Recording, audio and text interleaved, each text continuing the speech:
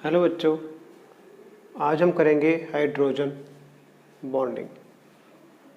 It is a special type of bonding which is weaker than covalent and ionic bonding। ये weaker होती है थोड़ी सी, वो ज़्यादा स्ट्रॉन्ग फोर्सेस हैं। पर हाइड्रोजन बॉन्डिंग होती क्या है? ये it is a special type of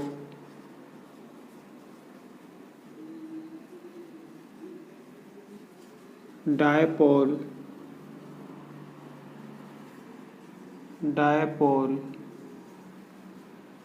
interaction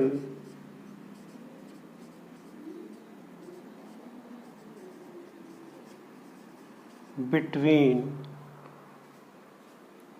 molecules। ठीक है, special type of dipole moment है।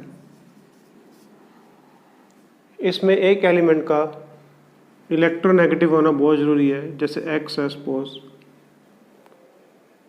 वो इलेक्ट्रोनेगेटिव एलिमेंट है। दूसरा उसके साथ हाइड्रोजन होनी चाहिए जो कि लेस इलेक्ट्रोनेगेटिव है। तो इसमें एक इलेक्ट्रोनेगेटिव एलिमेंट होना चाहिए, वो कोवलेंटली बॉन्डेड हो। ये कौन सा बॉन्ड है? Covalent bond. किसी हाइड्रोजन के साथ। ठीक है, जब ये इलेक्ट्रॉन उससे खींचेगा तो इस पर क्या आ जाएगा? Positive charge.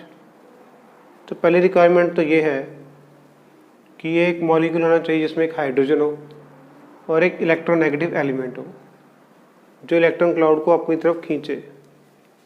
ठीक है, और दूसरा कोई और इलेक्ट्रोनेगेटिव एलिमेंट हो जिसके पास लोन पेयर ऑफ इलेक्ट्रॉन हो। ये भी एक इलेक्ट्रोनेगेटिव एलिमेंट है, ये भी इलेक्ट्रोनेगेटिव है। तो हाइड्रोजन बॉन्ड हमें कब देखने को मिलता है?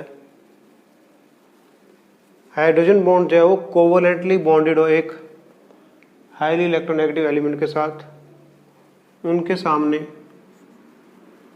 एक और इलेक्ट्रोनेगेटिव एलिमेंट हो, तो इन दोनों के बीच में जो बॉन्ड डेवलप होता है उस बॉन्ड को बोलते हैं हाइड्रोजन बॉन्ड।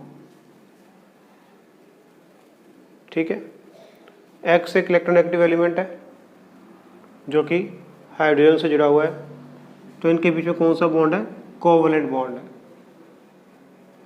फिर भी ये मॉलिक्यूल वाई से अट्रैक्टेड है, तो उसमें कौन सा?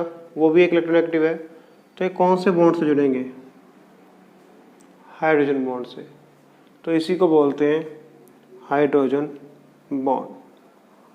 और ये जो है थोड़ा सा वीक होता है कंपेयर टू दिस। ये स्ट्रॉन्ग बॉन्ड है और ये वीक बॉन्ड है। ठीक है, तो ये है hydrogen bond.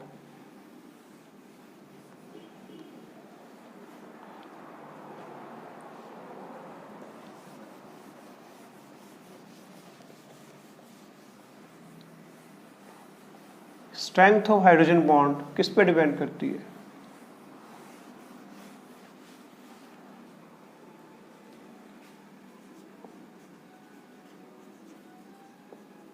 Strength of hydrogen bond is directly proportional to electronegativity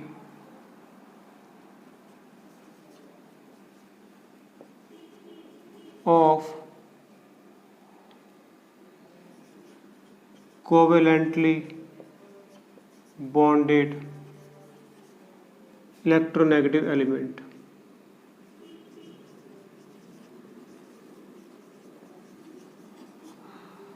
जैसे कि हमने बात की थी कि ये एक इलेक्ट्रोनेगेटिव एलिमेंट है, ये हाइड्रोजन है, तो जितना ज़्यादा ये इलेक्ट्रोनेगेटिव होगा उतनी ही हाइड्रोजन बॉन्ड की स्ट्रेंथ होगी। More the electronegative element more stronger is the bond. जैसे कि HF में, H2O में, NH3 में सबसे ज़्यादा इलेक्ट्रोनेगेटिव कौन है? F सबसे ज़्यादा इलेक्ट्रोनेगेटिव है, ऑक्सीजन उसके बाद आता है, नाइट्रोजन उसके बाद आता है। तो इसकी हाइड्रोजन बॉन्ड स्ट्रेंथ कैसी होगी? HF की पहले होगी, H2O की बाद में होगी और NH3 की सबसे बाद में होगी। और हमने हाइड्रोजन बॉन्ड में सिर्फ फ्लोरीन, ऑक्सीजन, नाइट्रोजन को स्टडी करना है। ओके, जब हम ऑर्गेनिक केमिस्ट्री पढ़ेंगे तो क्लोरीन को भी स्टडी कर लेंगे। तो हाइड्रोजन बॉन्ड जो है डिपेंड करता है स्ट्रेंथ ऑफ, उसकी जो स्ट्रेंथ डिपेंड करती है electronegativity of covalently bonded electronegative element. तो फर्स्ट तो ये है कि इस पे डिपेंड करता है। ठीक है, जितना ज़्यादा इलेक्ट्रोनेगेटिव एलिमेंट होगा उतनी ही ज़्यादा स्ट्रॉन्ग हाइड्रोजन बॉन्डिंग होगी। और दूसरा ये किस पे डिपेंड करता है?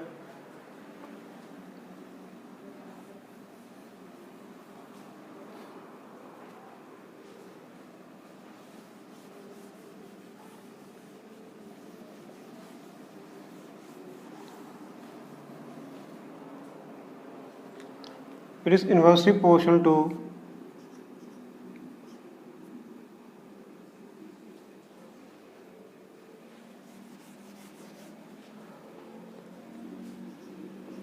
electronegativity of other electronegative element। मतलब ये ज़्यादा इलेक्ट्रोनेगेटिव है जो S से जुड़ा हुआ है। एक Y आया लोन पेयर लेके, ये जितना कम इलेक्ट्रोनेगेटिव होगा उतनी ही बॉन्ड स्ट्रेंथ जो है ज़्यादा होगी। इसके डायरेक्टली प्रोपोर्शनल है, इसके इन्वर्सली प्रोपोर्शनल है। ओके, जैसे OH में हाइड्रोजन बॉन्डिंग है O के साथ सपोज, ओके, और OH में हाइड्रोजन बॉन्डिंग है N के साथ, यहाँ कोवैलेंट बॉन्ड है।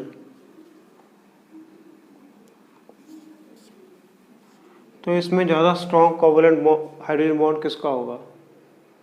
बिकॉज नाइट्रोजन इज, ये ऑक्सीजन ऑक्सीजन तो सेम हो गए, इनको तो देखना नहीं है अभी हमने।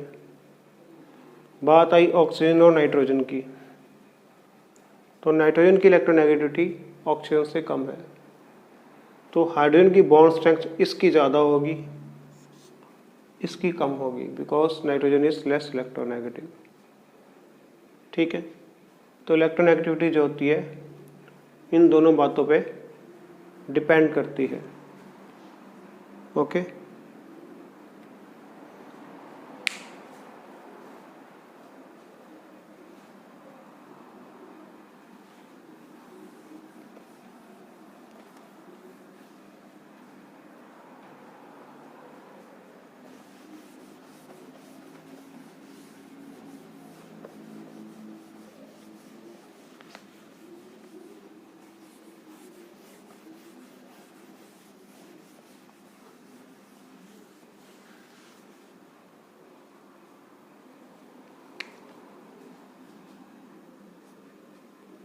हमेशा हाइड्रोजन बॉन्ड जो है वीक होगा कोवैलेंट से, लेकिन एक केस ऐसा आता है जैसे कि हमने लिख लिया HF2 नेगेटिव, इसमें हाइड्रोजन बॉन्डिंग है और कोवैलेंट बॉन्डिंग है F और H के बीच में। एक फ्लोरीन आ गया कहीं से लोन पेयर लेके, तो इसके बीच में हाइड्रोजन बॉन्ड हो गया। अब इन दोनों की स्ट्रेंथ ऑलमोस्ट सेम है, तो हम पता नहीं कर सकते कि कौन सा हाइड्रोजन है कौन सा कोवेलेंट है। तो ये एक एक्सेप्शन है जिसमें हम ये कह नहीं सकते कि ये हाइड्रोजन है या ये हाइड्रोजन है या ये कोवेलेंट है या ये कोवेलेंट है। ठीक है, तो हम बात करते हैं कि हाइड्रोजन बॉन्ड किन टाइप्स का होता है। 2 टाइप्स का हाइड्रोजन बॉन्ड होता है, इंटरन्यूक्लियर एंड इंट्रान्यूक्लियर। ठीक है, एक होता है इंटर मॉलिक्यूलर और एक होता है इंट्रा मॉलिक्यूलर। इंटर मतलब जो डिफरेंट टाइप के मॉलिक्यूल्स में होगा या टू मॉलिक्यूल्स के बीच में होगा। अगर सेम मॉलिक्यूल्स हैं तो होमो, डिफरेंट है तो हेट्रो। जैसे इंटरकॉन्टिनेंट होता है, इंटरकॉन्टिनेंटल रेल होती है, अलग अलग कॉन्टिनेंट्स में जाती है। ऐसे ये भी इंटर मतलब 2, या तो सेपरेट हो सकते हैं, अलग अलग हो सकते हैं, या सेम हो सकते हैं। एग्जाम्पल ले लेते हैं हम। सबसे पहले इंटर की बात करते हैं। जैसे एक हमारे पास FH है, एक और FH है, तो ये मॉलिक्यूल है, एक मॉलिक्यूल एक ये है। इन दोनों के बीच में जो भी हाइड्रोजन बॉन्ड होगा वो क्या होगा, इंटरमॉलिक्यूलर। ठीक है, जैसे कि वाटर हो गया, OH हो गया,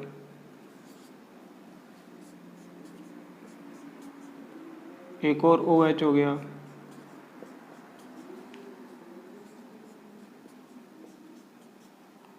तो इनके बीच में जो भी होगा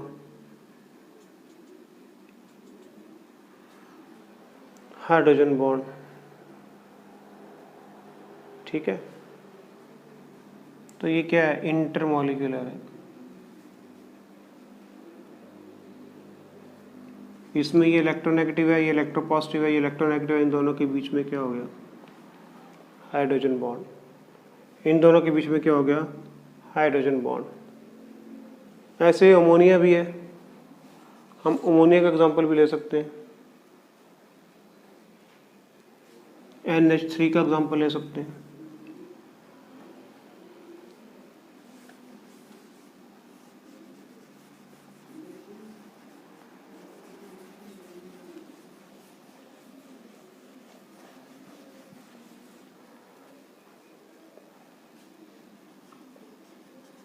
NH3, तो ये नाइट्रोजन है, यहाँ हाइड्रोजन है, यहाँ हाइड्रोजन है, यहाँ हाइड्रोजन है, ये नाइट्रोजन,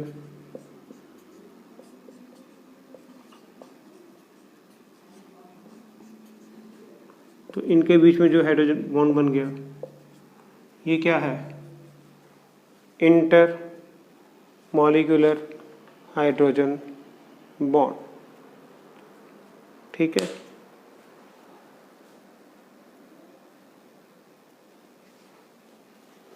आगे समझ में। तो जो 2 मॉलिक्यूल्स के बीच में होगा तो उसको बोलते हैं इंटरमॉलिक्यूलर हाइड्रोजन बॉन्ड। हमें एक क्वेश्चन आता है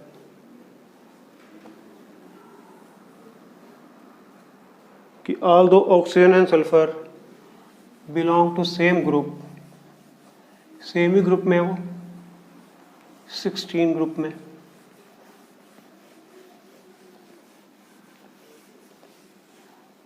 कौन सा ग्रुप है वो,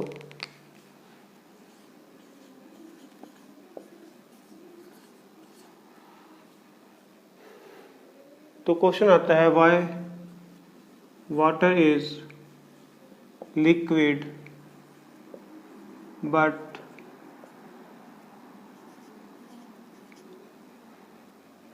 SO2 या H2S लिख लो, H2S is gas, water is liquid and H2S is gas. Why? Because oxygen is more electronegative than sulfur. तो वही शर्त है, इलेक्ट्रोनेगेटिव होना चाहिए एलिमेंट को, तभी बनेगी हाइड्रोजन बॉन्ड। तो H2S जो है वो गैसेस स्टेट में मिलेगा, because there is no hydrogen bonding in H2S। Okay, तो ये हम बात कर रहे हैं इंटरमोलिकुलर की। उसमें ये पूछ लेते हैं कई बार कि वाटर क्यों लिक्विड फॉर्म में आता है, ये अमोनिया का बॉइलिंग पॉइंट क्यों ज़्यादा है pH 3 से। तो reason is same, because NH3 में क्या आती है, हाइड्रोजन बॉन्ड, और pH 3 में हाइड्रोजन बॉन्ड नहीं आता, इसलिए NH3 का बॉइलिंग पॉइंट जो है वो ज़्यादा है और pH 3 का बॉइलिंग पॉइंट कम है। ठीक है, इसमें एक और बात भी पूछते हैं जो हाइड्रोजन बॉन्ड के ऊपर ही बेस्ड है, why ice floats on water. Ice तो सॉलिड है, उसको पानी में डूब जाना चाहिए, बट ये फ्लोट क्यों करती है, बिकॉज डेंसिटी जो होती है आइस की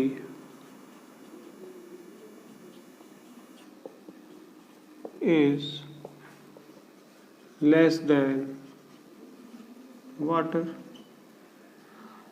आइस की डेंसिटी वाटर से कम होती है। क्यों कम होती है? क्योंकि आइस का स्ट्रक्चर जो होता है वो केज लाइक स्ट्रक्चर होता है। कैसे होता है उसकी बात करते हैं अभी हम। जो आइस है उसमें हाइड्रोजन बॉन्डिंग होती है।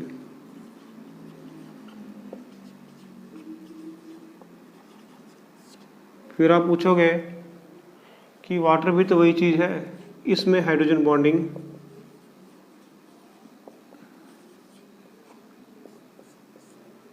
क्यों नहीं होती? ठीक है, आइस जो है वो उसकी डेंसिटी कम होती है because of cage like structure. वो केज लाइक स्ट्रक्चर बनता है हाइड्रोजन बॉन्ड के कारण। तो आइस में क्या होती है? Hydrogen bonding. तो फिर वाटर में क्यों नहीं होती हाइड्रोजन बॉन्डिंग? तो अब आप इसको समझिए जरा ध्यान से।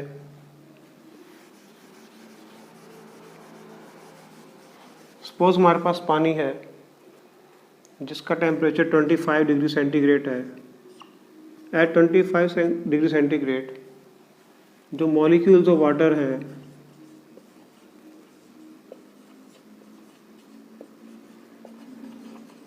more kinetic energy, they will move here and there, they will not slow down। ठीक है, सपोज हम इसको कम करते हैं, 4 डिग्री पे ले आते हैं, तो क्या होगा? they will slow down, they will slow down।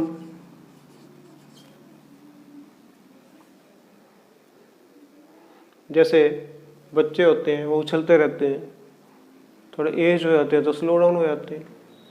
अब काइनेटिक एनर्जी ही आप निकाल दोगे जब टेम्परेचर कम करके, तो थोड़े लेथार्जिक हो जाएंगे, स्लो डाउन हो जाएंगे, पास आना शुरू कर देंगे, है ना। और जब वो पास आना शुरू कर देंगे तो उनमें क्या डेवलप होगा? Hydrogen bond. ओके, जब मॉलिक्यूल ठंडे हो जाएंगे, पास आने लग जाएंगे, उनका काइनेटिक एनर्जी क्या होगा? Falls down. काइनेटिक एनर्जी कम हो जाएगी। काइनेटिक एनर्जी कम हो जाएगी तो पास पास आने लगेंगे। तो काइनेटिक एनर्जी की जो वैल्यू है, kinetic energy falls down, okay,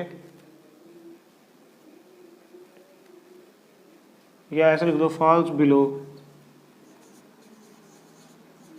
hydrogen bond energy. पहले काइनेटिक एनर्जी ज़्यादा थी हाइड्रोजन बॉन्ड से, तो मॉलिक्यूल दूर दूर भाग रहे थे। अब हमने उनको ठंडा कर दिया तो मॉलिक्यूल पास पास आ गए, उनकी काइनेटिक एनर्जी क्या हो गई, कम हो गई। और क्या ज़्यादा हो गई, हाइड्रोजन बॉन्ड एनर्जी। तो उसमें क्या डेवलप हो जाएगा, हाइड्रोजन बॉन्ड, ओके। उनमें क्या डेवलप हो जाएगा, हाइड्रोजन बॉन्ड।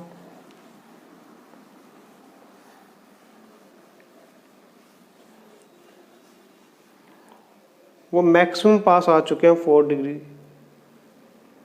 ठीक है। अब उससे पास जब वो आने लगते हैं तो एक्सपैंड करते हैं बिकॉज ऑफ हाइड्रोजन बॉन्ड। जैसे कि ये H है, ये O है, ये H है, एक वाटर का मॉलिक्यूल है। दूसरा ले लो, ये H है, ये H है, ओके। तीसरा ये H है, ये H है, और चौथा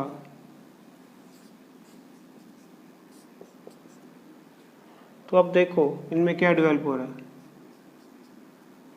हाइड्रोजन बॉन्ड डेवलप हो रहा है।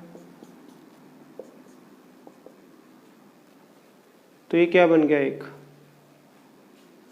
केज बन गई। सिचुएशन क्या है ये समझो, पहले वाटर के मॉलिक्यूल बहुत दूर दूर थे क्योंकि उनका टेम्परेचर ज़्यादा था, काइनेटिक एनर्जी उनमें ज़्यादा थी। जब हमने काइनेटिक एनर्जी कम कर दी टेम्परेचर डाउन करके, तो मॉलिक्यूल पास पास आने लग गए और 4 डिग्री तक वो मैक्सिमम पास आ चुके थे, ठीक है। जब 4 डिग्री तक पास आ गए तो उनमें बॉन्ड डेवलप होना शुरू हो गया, जिससे फिर वो एक्सपैंड हो गए। पहले वो पास आए, मैक्सिमम डेंस हो गए 4 डिग्री तक, फिर वो एक्सपैंड करने लग गए और उन्होंने एक केज लाइक स्ट्रक्चर बना लिया, ठीक है। डेंसिटी क्या होती है, मास अपॉन वॉल्यूम। अब इनका वॉल्यूम बढ़ गया तो डेंसिटी क्या हो जाएगी, कम। Because they have less density they will float on water, ठीक है। तो हमने क्या सीखा कि जब मॉलिक्यूल्स की एनर्जी को कम कर देते हैं वाटर के, तो वो मैक्सिमम 4 डिग्री तक पास पास आते हैं। उसके बाद में हाइड्रोजन बॉन्ड डेवलप करती है, जिससे वो एक केज बना लेते हैं और एक्सपैंड कर देते हैं। तो water is maximum dense at 4 degree.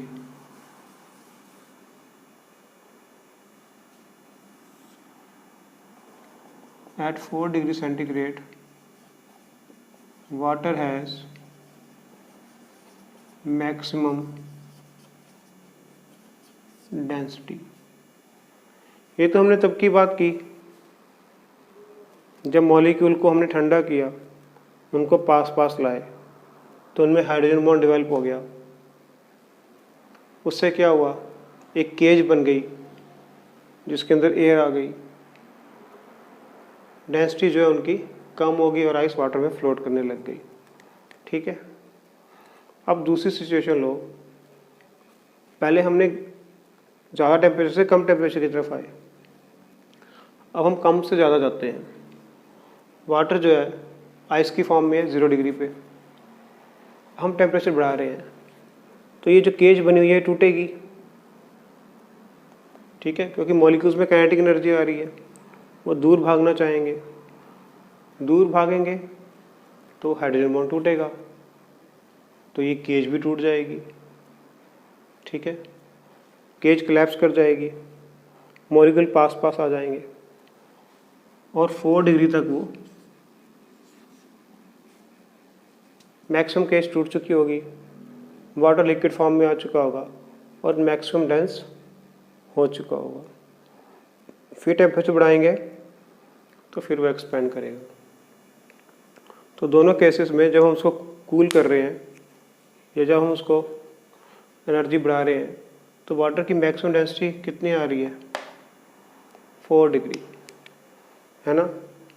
दोनों केसेस में क्या आ रही है, इसको बोलते हैं एनामलस एक्सपेंशन। तो वाटर की एनामलस एक्सपेंशन होती है, वो 4 डिग्री तक डेंस रहता है, चाहे वो टेम्परेचर कूल करके लेके आए या टेम्परेचर को बढ़ा के लेके जाए। 4 डिग्री तक उसकी डेंसिटी मैक्सिमम रहती है। इसको बोलते हैं एनामलस एक्सपेंशन ऑफ वाटर। तो इसका फ़ायदा क्या है? इसका फ़ायदा यही है कि नेचर में जो एक्वाटिक एनिमल्स हैं वो पूरी तरह फ्रीज नहीं हो पाते। क्यों नहीं हो पाते? वाटर चाहे टेम्परेचर जितना मर्जी डाउन हो, लिक्विड फॉर्म में रहता है और वो सर्वाइव कर जाते हैं। अगर पूरा ही पानी फ्रीज हो जाए फिर क्या हो? फिर तो पॉसिबिलिटी ही नहीं है लाइफ की, है ना। तो ऐसा क्या होता है? अब देखो, हमने बात की है वाटर जो है मैक्सिमम 4 डिग्री पे डेंस होता है। ये समझ में आ गया आइस फ्लोट क्यों करती है पानी में? बिकॉज आइस की डेंसिटी कम होती है, एक केज लाइक स्ट्रक्चर बन जाता है। अब हम बात करते हैं how aquatic animals survive extreme winters. कैसे वो बच जाते हैं इतनी सर्दी में।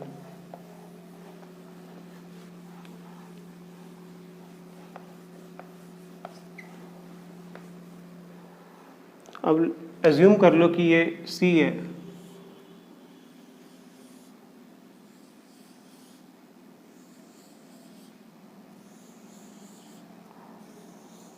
और ये भी एज्यूम कर लो कि ये मैक्सिमम, सपोज ये लेयर्स हैं वाटर की, ठीक है। मान लो यहाँ पर फिश है, ओके। अब क्या होगा? टेम्परेचर कूल डाउन हो रहा है, पहले 10 डिग्री था, कोई बात नहीं, फिर 4 डिग्री हो गया धीरे धीरे। अब 4 डिग्री पे क्या होगा? मॉलिक्यूल और पास आ जाएंगे और वाटर की डेंसिटी क्या हो जाएगी? मैक्सिमम।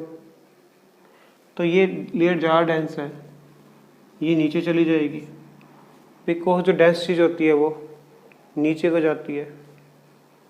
तो ये लेयर एक्सपोज हो जाएगी अब, क्योंकि 1 लेयर तो चली गई यहाँ पे। अब सेकंड लेयर भी 4 डिग्री तक पहुँचेगी, वो भी डेंस हो चुकी है, वो भी यहाँ चली गई, ठीक है। ये भी फिर यहाँ आ गई। धीरे धीरे करते करते इतनी सी लेयर्स जो है ये सारी की सारी 4 डिग्री तक पहुँच गई। उससे नीचे वो जा नहीं सकता, प्रेशर हो जाता है पानी का, ठीक है। तो अब मैक्सिमम पानी जो है, सपोज इतना पानी जो है वो 4 डिग्री तक पहुंच चुका है। अब और ज़्यादा नीचे जा नहीं पाता बिकॉज ऑफ दी प्रेशर। तो अब क्या होगा? टेम्परेचर तो कम हो ही जा रहा है, टेम्परेचर अब 0 पे पहुंच गया, -10 पे पहुंच गया। तो ये जो है फ्रीज हो जाएगी, ये भी फ्रीज हो गई, ये भी फ्रीज हो गई। तो मैक्सिमम जितना फ्रीज हो सकती थी हो गई। यहाँ भी पानी अभी 4 डिग्री डेंस है, अब ये फ्रीज हो रही है।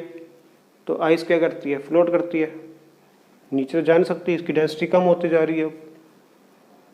तो ये जो एनिमल्स हैं इनके लिए मस्ट टेम्परेचर है, वाटर लिक्विड फॉर्म में है, तो ये सर्वाइव कर जाएंगे। ऊपर सारी लेयर जो बन चुकी है, आइस बन चुकी है, लेकिन यहाँ का सिचुएशन कुछ और है, क्योंकि अब आइस बन गया है तो वो डेंस कम हो गई है। अब वो नीचे थोड़ा जाएगी, वो तो ऊपर ही रहेगी। तो ऊपर की लेयर एज ए ब्लैंकेट काम करेगी अब, एक्सट्रीम हार्श कंडीशन से इनको बचाएगी।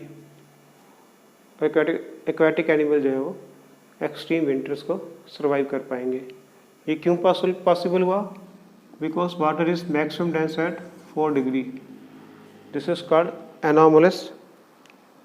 4 डिग्री के बाद वो एक्सपैंड करता है। अगर वो कम जाए तब भी एक्सपैंड करता है, अगर वो ज़्यादा जाए तब भी एक्सपैंड करता है। कम जाए तो वो हाइड्रोजन बॉन्ड बनाता है और केज लाइक स्ट्रक्चर बनाता है, उसकी डेंसिटी कम हो जाती है। दूर जाए तो मॉलिक्यूल्स दूर दूर चले गए, उनकी डेंसिटी फिर कम होगी। ठीक है, तो इसलिए आइस भी फ्लोट करती है पानी में और एक्वाटिक एनिमल्स भी सर्वाइव कर लेते हैं। ठीक है,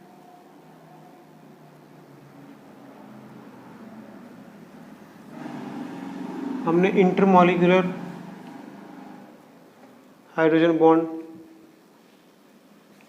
किया अभी, जो 2 मॉलिक्यूल्स के बीच में होता है।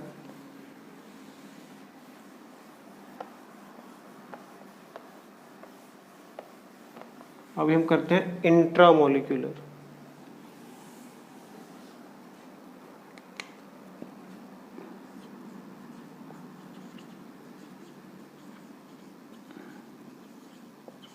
जो सिंगल उसमें होगा, जैसे ऑर्थो, नाइट्रो, फिनॉल। ओके, ये हमारी फिनॉल होती है। ऑर्गेनिक में आप पढ़ोगे OH ग्रुप लग जाए तो फिनॉल होती है। बेंजीन की 3 पोजीशन होती हैं, एक होती है ऑर्थो, एक होती है मेटा और एक होती है पैरा। यहाँ पर भी वही सेम होती है, ऑर्थो, मेटा, पैरा। तो हम बात करें ऑर्थो नाइट्रोफिनॉल की, तो OH ग्रुप यहाँ लगा हुआ है और नाइट्रो ग्रुप जो है वो यहाँ लगा हुआ है। तो ये तो होगी ऑर्थो नाइट्रोफिनॉल। एक होती है पैरा नाइट्रोफिनॉल।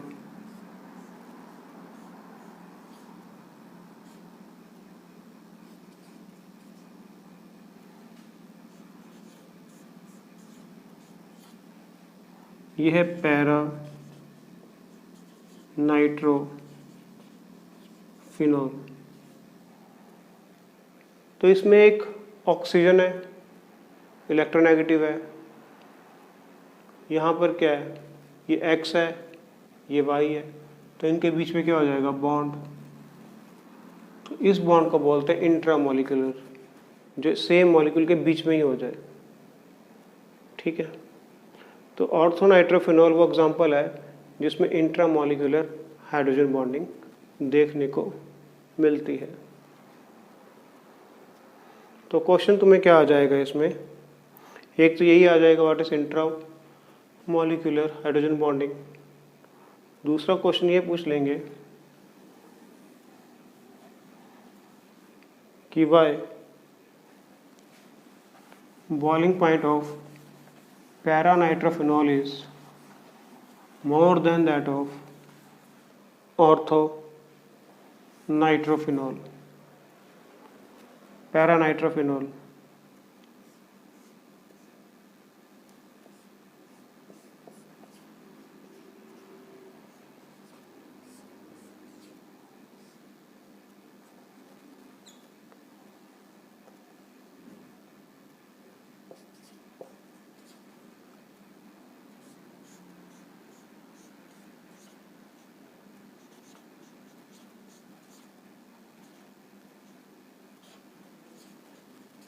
तो इन दोनों के बीच में क्या डेवलप हो जाएगा,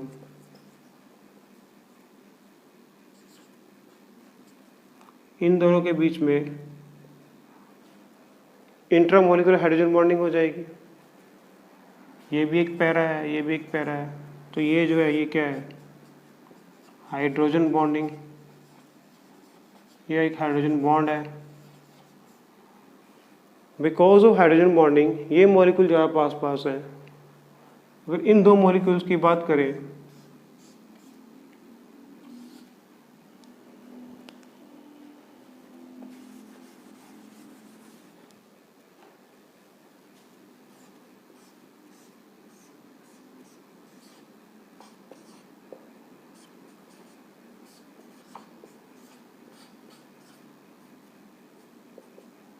तो इनमें हाइड्रोजन बॉन्ड हो ही नहीं सकता, उन्होंने पहले ही हाइड्रोजन बॉन्ड बना लिया, तो इसलिए बॉइलिंग पॉइंट जो है इसका ज़्यादा होगा ऑर्थोनाइट्रोफिनॉल से, पैरा का, बिकॉज पैरा में इंटरमॉलिक्यूलर हाइड्रोजन बॉन्ड बन रहा है और ऑर्थो में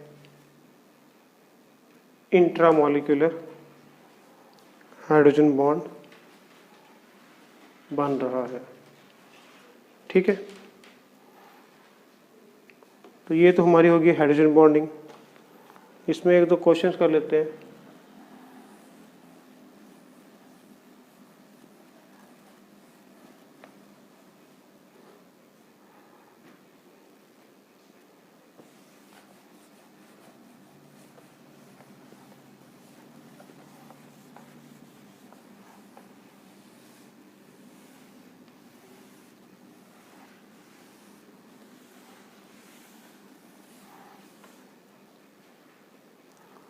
जैसे क्वेश्चन आएगा why boric acid H3PO3 H3BO3 exist as a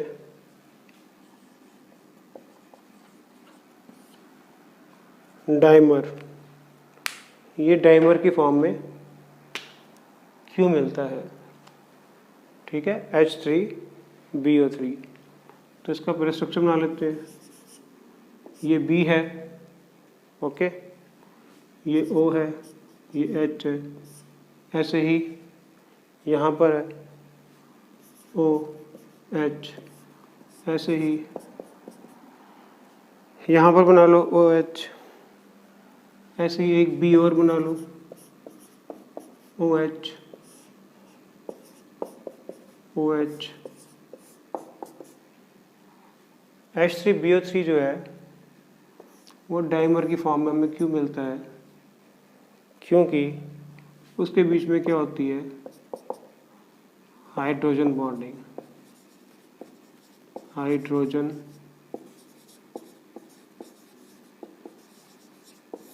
bonding. Because of hydrogen bonding हमें ये डाइमर की फॉर्म में मिलता है। ऐसे ही कार्बोक्सिलिक एसिड भी मिलता है, वो आप जब ऑर्गेनिक करोगे तो ज़्यादा समझ जाओगे।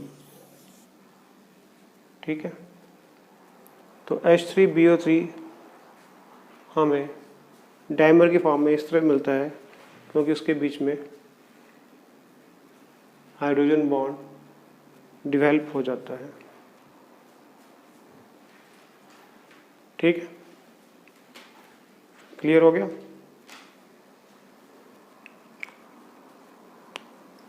और एक क्वेश्चन कर लेते हैं।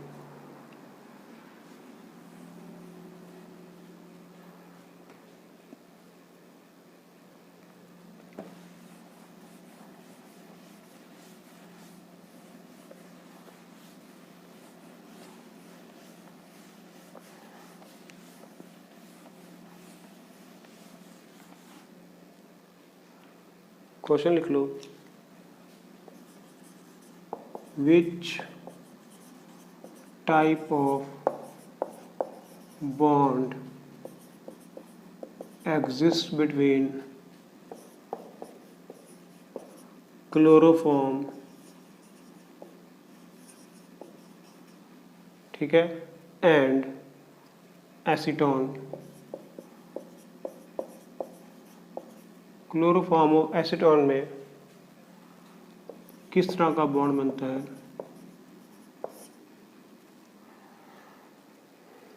अभी तक जो हमने एग्जांपल लिए थे उसमें ऑक्सीजन आया था, नाइट्रोजन आया था, फ्लोरीन आया था, लेकिन ये केस ऐसा है जिसमें कार्बन भी आएगा।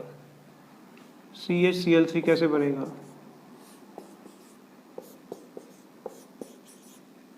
ऐसे बनेगा, ओके। और ये कैसे बनेगा? COCH3 कैसे बनेगा?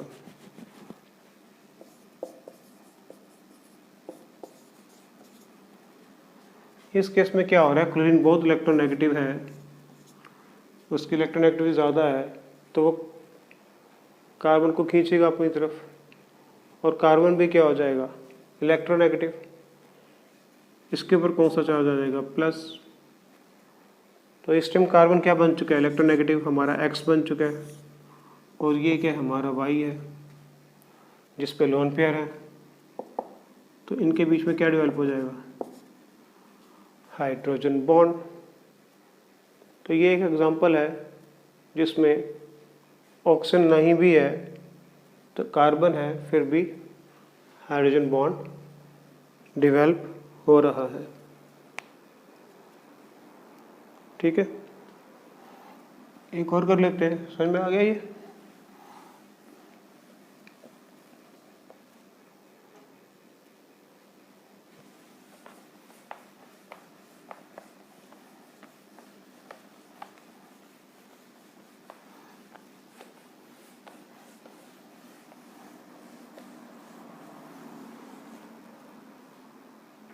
Which is more soluble?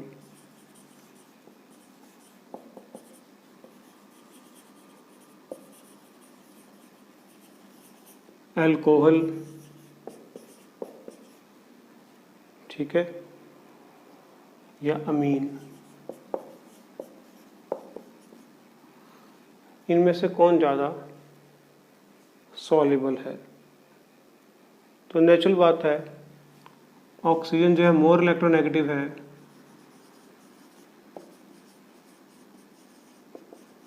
Then nitrogen, it is more soluble.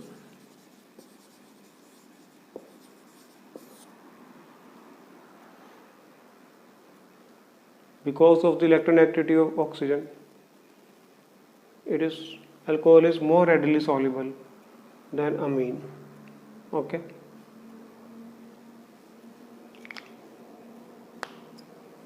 तो ये तो थी हमारी हाइड्रोजन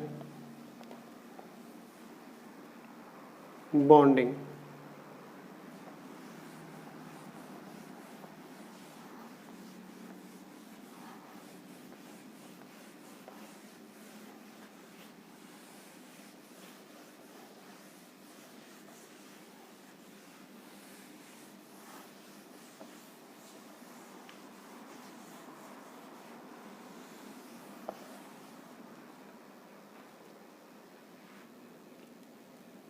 अब हम करते हैं ड्रैगोस रूल।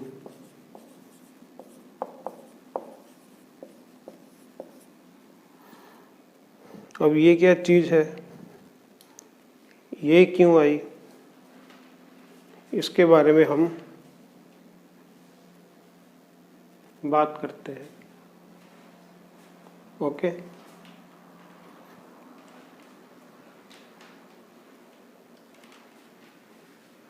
जब NH3 HCl सेलेक्ट करता है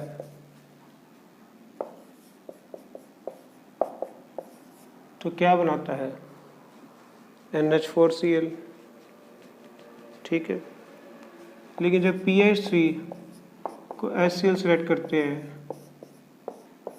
तो ये रिएक्ट नहीं कर पाता, ऐसा क्यों, ठीक है। तो इसके लिए हमें इनके स्ट्रक्चर्स में जाना पड़ेगा। जैसे NH3 है, उस पर लोन पेयर हैं PH3, ठीक है, ASH3,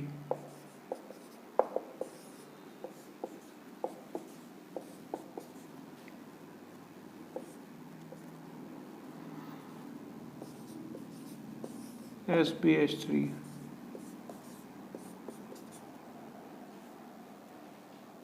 fifteen group.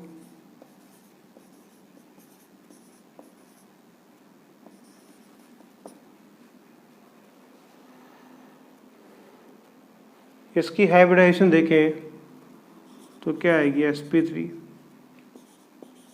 sp3 sp3 sp3। Okay,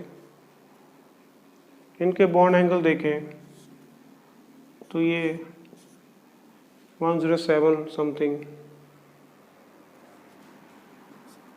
ये 93, ये 92, ये 91।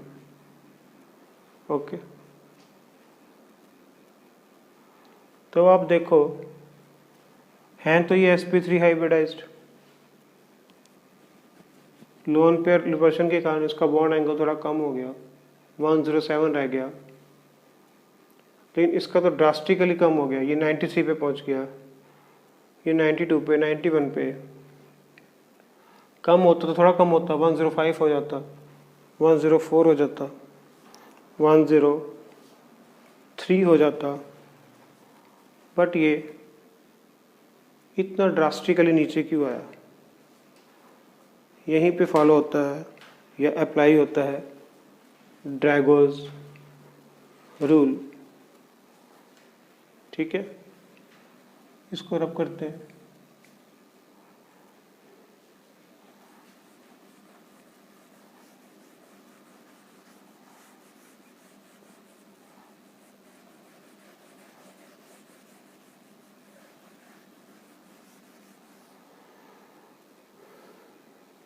ड्रैगोज रूल ये कहता है कि इसमें तो ये जो है लोन पेयर sp3 हाइब्रिडाइज्ड है, इसमें हाइब्रिडाइजेशन हो ही नहीं रही। अगर हाइब्रिडाइजेशन नहीं होती है सपोज, तो कैसा स्ट्रक्चर होगा इसका? एक एक्स एक्सिस पे होगा, एक वाई एक्सिस पे होगा, एक जेड एक्सिस पे होगा, इनका बॉन्ड एंगल रन अबाउट 90 होगा। ठीक है, तो 93 90 के आसपास है। तो ये रूल ये कहता है कि जो PH3 है या ASH3 है या SBH3 है, इनमें हाइब्रिडाइजेशन हो ही नहीं रही है। इसमें ये S ही है। ठीक है, इसमें sp3 है हाइब्रिडाइज्ड, इसमें तो हो ही नहीं रही हाइब्रिडाइजेशन। तो इसमें ये क्या है? सिर्फ S है। ओके,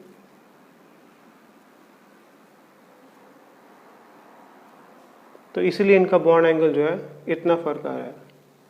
और ड्रैगोज रूल कहाँ लगेगा? 14, 15 एंड 16 में लगेगा।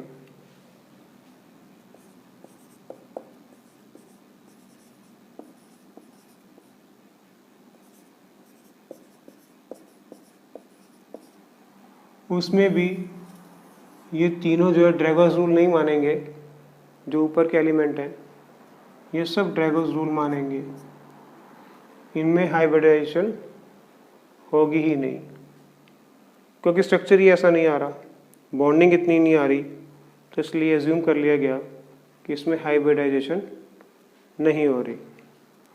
हाइब्रिडाइजेशन नहीं हो रही, इसलिए इनका बॉन्ड एंगल जो है वो ऐसा है। तो इसमें S करैक्टर कितना है? 25%। इसमें S करैक्टर कितना है? 100%। ठीक है, तो जितना S करैक्टर ज़्यादा होगा मॉलिक्यूल उतना ही ज़्यादा पास पास होगा, ये वाला, इसलिए ये ज़्यादा जल्दी रिएक्ट नहीं करेगा, है ना, क्योंकि इसमें ओनली S है। ये अपनी आइडेंटिटी लूज नहीं, ये तो बन गया जो बनना था sp sp sp, ये सिंपल S है। यहाँ सारे sp3 हैं, तो सारे sp3 हैं, तो इसमें S फैक्टर कितना है? 25%।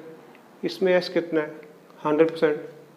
मोर is the S factor, this will become more electronegative as compare to this lone pair, है ना। यही वजह है कि जब हमने वो रिएक्शन लिखा था कि NH3 जब HCl से रिएक्ट करता है तो बनाता है NH4Cl, और PH3 HCl से रिएक्ट करता है तो कुछ भी नहीं होता, क्योंकि B तो पार्टिसिपेट ही नहीं कर रहा। तो वो बॉन्ड कैसे बनाएगा? बिकॉज उसमें हाइब्रिडाइजेशन ही नहीं हो रही, उसकी वजह से उसमें एस फैक्टर ज़्यादा है, जिसकी वजह से ये जो बॉन्ड लोन पेयर वाला है वो मोर इलेक्ट्रोनेगेटिव हो गया एज कंपेयर टू दिस। तो इसलिए ये पॉसिबल नहीं है। तो ये क्वेश्चन आपसे पूछ लेंगे, ज़्यादा तो कुछ है नहीं इस टॉपिक में। इसको बोलते हैं ड्रैगोज रूल। ओके, क्यों? क्योंकि ये इट वॉन्ट डोनेट, ये डोनेट कर ही नहीं सकता, एस फैक्टर बहुत ज़्यादा है। It will donate it's lone pair, it won't, because of the S character. इसी वजह से ये रिएक्शन पॉसिबल नहीं है, और यही जो है ड्रैगोज रूल है। ठीक है, समझ में आ गया? तो हमने हाइड्रोजन बॉन्ड की बात कर ली, ड्रैगोज रूल की बात कर ली। इस चैप्टर का लास्ट टॉपिक बचा है रेजोनेंस, जिसको हम डिटेल में स्टडी करेंगे जब हम ऑर्गेनिक केमिस्ट्री करेंगे। ओके, आज का टॉपिक इतना ही बच्चों। Good night.